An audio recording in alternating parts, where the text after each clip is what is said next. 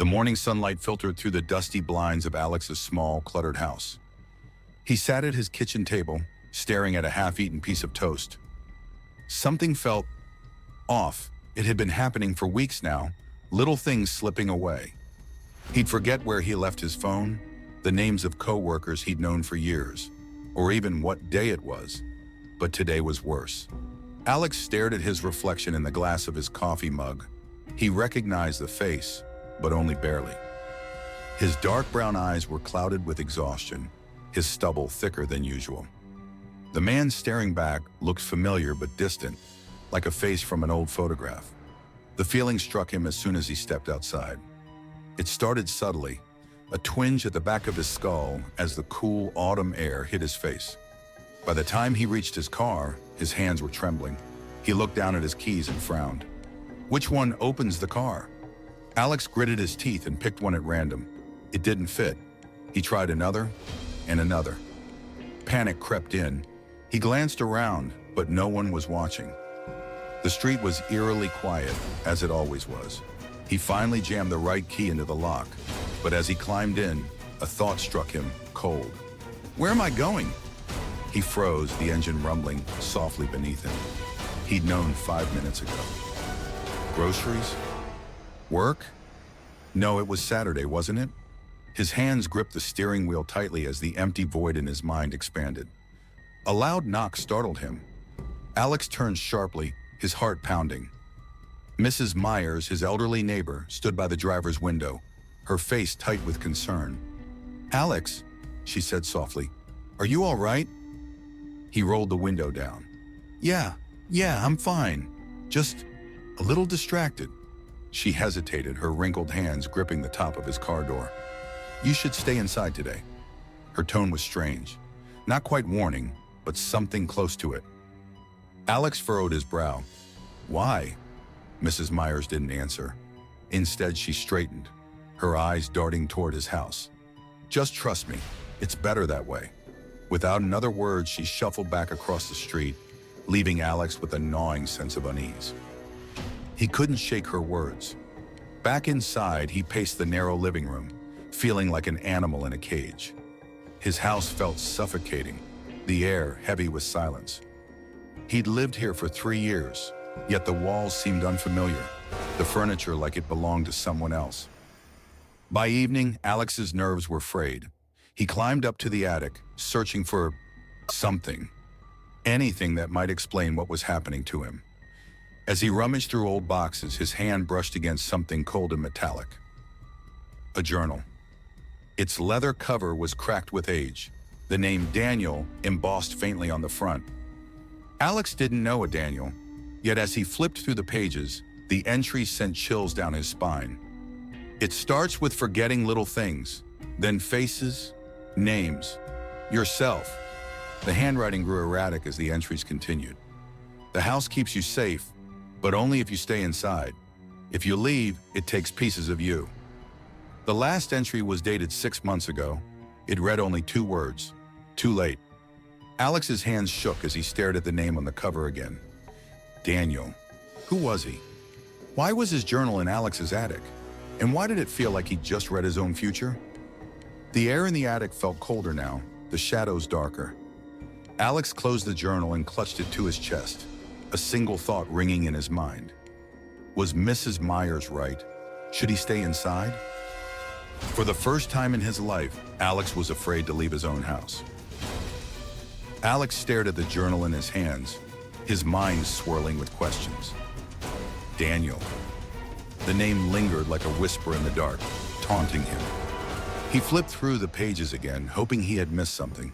A clue, a hint, anything to explain why it was here. If you leave, it takes pieces of you. The words felt like an accusation. His heart raced. He hadn't been outside all day since his encounter with Mrs. Myers. Yet the itch to step out gnawed at him. He needed answers. He couldn't just sit here and wait for... What? By evening, Alex couldn't take it anymore.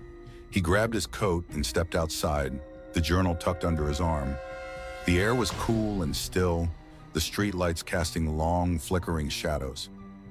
Every step felt heavy, as though something invisible was tugging at his heels, trying to hold him back. As he reached the edge of the block, Alex paused. His chest tightened, his breath coming in short gasps.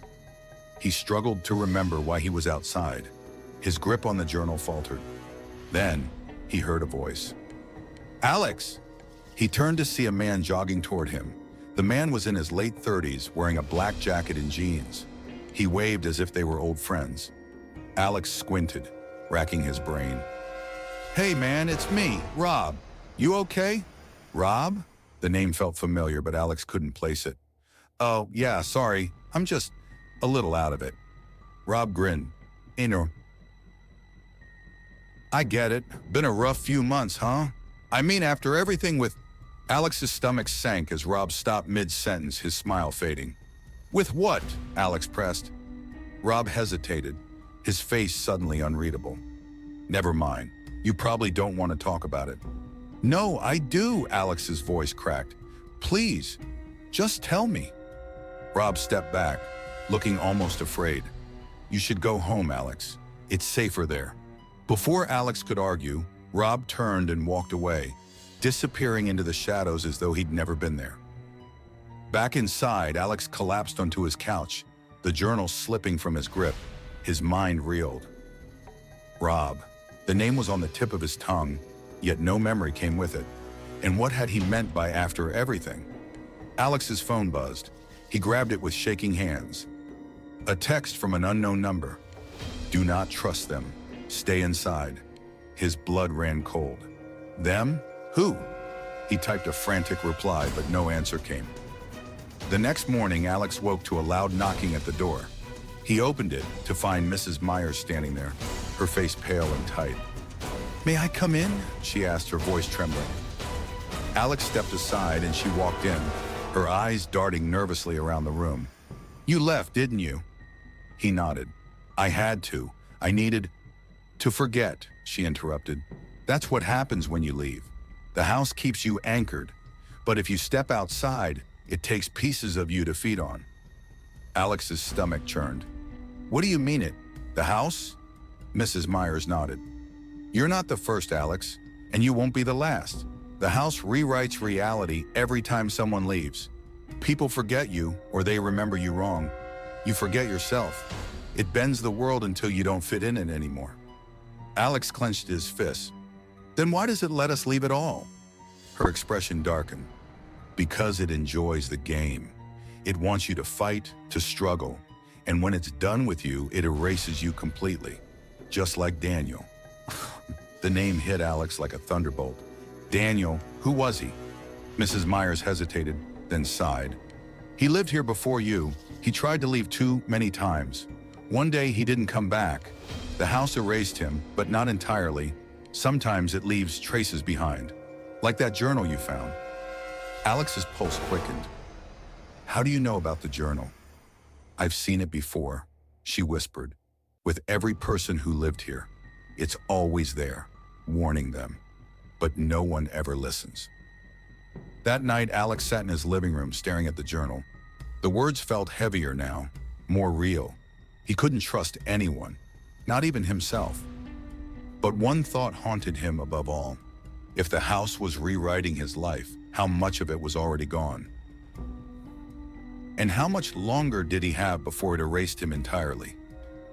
Alex spent the night pacing his house, every shadow in the dimly lit rooms feeling like it was watching him. Mrs. Myers' words rang in his ears, looping endlessly. It bends the world until you don't fit in it anymore." What did that mean? How much had the house already stolen? He needed answers, but with each passing hour, the walls of his home felt more like a prison. By dawn, Alex decided to search the house from top to bottom. There had to be more. The journal couldn't be the only clue. In the basement, Alex found it, a hidden door behind an old bookshelf. It was small and unassuming, almost invisible in the shadows. His heart raced as he pushed it open, revealing a cold, dark room lined with shelves. The shelves were filled with objects, keys, watches, photographs, and notebooks. Alex approached cautiously, his eyes scanning the items. They all looked old, but one caught his attention. A small picture frame with a faded photo. A man stared back at him from the photograph. Alex froze. It was his face. Or was it? The man's features were sharper, his expression colder, but it was unmistakable. He turned the frame over, revealing 2 words scratched into the wood. Remember me. Alex's breathing grew shallow as he pulled a journal from the shelf beside the photo. It was identical to Daniel's, but this one bore his own name on the cover. He opened it with trembling hands. The entries were written in his handwriting. I can't trust what I see anymore. The house is winning. Every time I leave, I forget more. I don't know who I am. The next entry was even more frantic. They're all gone. Mom, Dad, everyone. I can't remember their faces. I can't even remember if they existed. The final entry was chilling. I think I know what the house wants, but if I leave again, I won't come back. I can feel it watching me, waiting for the last piece of me to disappear. Alex stumbled backward, his mind spinning. This journal, it was him, but it wasn't him. He didn't write these entries, did he? The house began to shift.